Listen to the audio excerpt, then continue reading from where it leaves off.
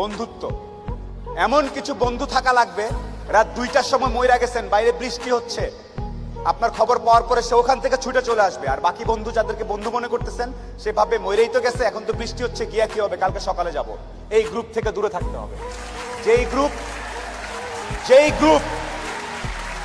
যেই বন্ধুগুলা বলবে যে বৃষ্টি টিষ্টি কিচ্ছু বুঝি না, ও সমস্যায় আছে, এখনই যাব, এইরকম একটা গ্রুপ খুঁজে বের করবেন। আপনার জীবনে আর কিছু চাওয়ার নাই, পরিবার, স্বাস্থ্য আর এরকম কিছু ফ্রেন্ডস আছে, আপনি অলরেডি সুপার সুপার সাকসেসফুল। পৃথিবীর সর্বোচ্চ ধনী ব্যক্তির থেকে আপনি সাকসেসফুল।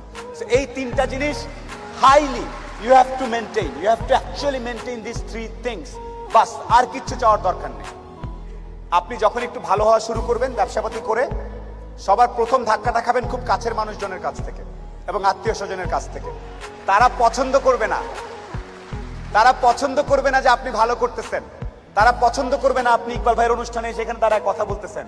আপনার কাছের লোকজন আপনাকে বলবে, ও তো ব্যবসা, ও তো নষ্ট হয়ে গেছে, রাত 12টার সময় আসে, কি করে না করে, অনেক কিছু বলবে। সফলতা আসলে মাথাটা ঠান্ডা রাখবেন।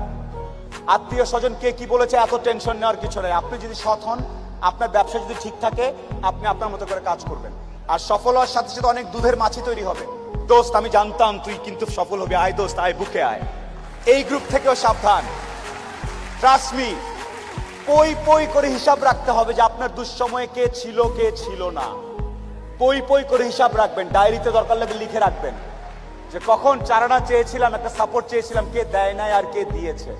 যারা দিয়েছে তাদেরকে মাথায় তুলে রাখবেন, আর যারা দেয় নাই তাদেরকেও কাছে রাখবেন। Because you must keep your enemies closer. খুব কাছে রাখতে হবে যে কে কি। সো শেষ করার একটা কথা হচ্ছে যে আপনার ভালো অনেকেই দেখতে পারবে না। মানুষজন কখনোই, যত টাকাই হোক, যত ক্ষমতাশালী হোক, দিন শেষে একলা। যত কোটিপতি যাই হোক, দিন শেষে সে একলা। দিন শেষে তার নিজের কাছে নিজের আনন্দ না থাকলে কোনো লাভ নেই।